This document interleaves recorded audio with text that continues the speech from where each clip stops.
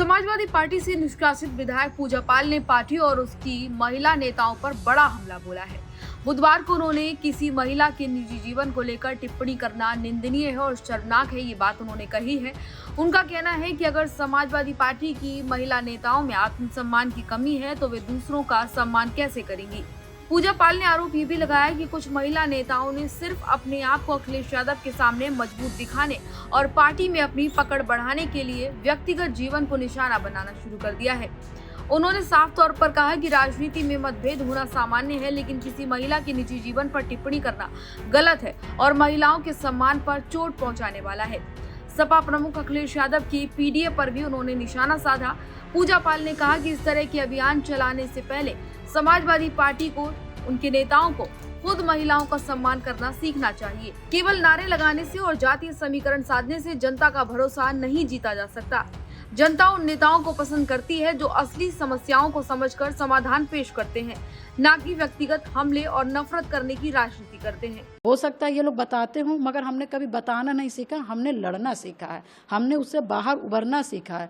मगर जिस तरह से समाजवादी की महिलाएं और ये जो लोग हैं, जिस तरह से एक महिला का निंदा कर रहे हैं, मुझे इनकी सोच पर तरस आती है कि इनकी सोच किस तरह से, और जिनकी सोच इस तरह से है, उनको समाज किस तरह से देखने का काम करता है उनको खुद पता है। इनकी खुद की इज्जत नहीं है, ये दूसरों की इज्जत की बात करते हैं।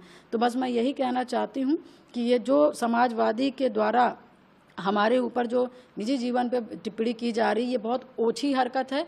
क्योंकि पता ना होता तो आप बात करते तो ठीक था, मगर बस ये है कि चाहे महिला हो चाहे पुरुष हो, कितना मैं बोल लूँ पूजा पाल के खिलाफ कि ताकि हम नेताजी के सामने हम बड़ा सा नंबर कैसे लेकर के उनके सामने जाएं, बस इस पे लगी हुई हैं और किसी पे काम पे नहीं लगी हुई हैं। सिर्फ अखिलेश यादव जी को हम नंबर कैसे उनके सामने बढ़वा दें, इसलिए पूजा पाल के निजी जीवन के बारे में बात करें, क्योंकि कोई टिप्पणी कुछ प्रकार के नहीं है।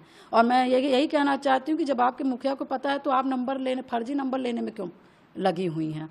मुझे तो लग रहा है कि ऐसी महिलाओं को, ऐसे पुरुषों को कहीं ना कहीं इन सब जो ये तुच्छ टाइप की जो हरकतें हैं, इससे बचना चाहिए। क्योंकि समाज में हम आप सब लोग एक दूसरे को मैसेज देने वाले लोग हैं।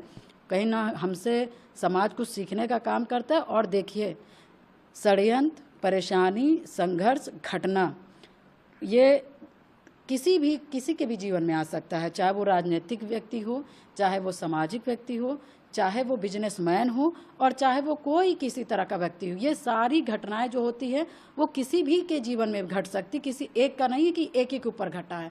और जिस तरह से हमारे ऊपर टिप्पणी की जा रही है, हम इनके यहाँ की टिप्पणी करना चालू कर देंगे तो इनकी संस्कृति, इनके परिवार लोगों ने क्या सिखाया मुझे नहीं पता है, मगर मैं जानती हूँ कि मेरे परिवार के लोगों ने कभी ओछी हरकत करना नहीं सिखाया। तो मैं इनके बारे में बहुत कुछ नहीं बोलना चाहूँगी। बस ये कहना चाहूँगी कि एक जो पीडीए का जो पाठशाला ये लगाए हैं, इससे अच्छा है कि पहले पीडीए के पाठशाला से अच्छा है कि पहले ये लोग अपना एक पाठशाला लगा करके पढ़ने का काम करें कि हमें महिलाओं को कैसे इज्जत देनी है।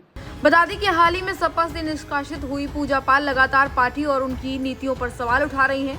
उनका दावा है कि समाजवादी पार्टी में महिलाओं और आम कार्यकर्ताओं का सम्मान नहीं होता और पार्टी अब संघर्ष की राजनीति छोड़कर केवल दिखावटी राजनीति तक सीमित रह गई है।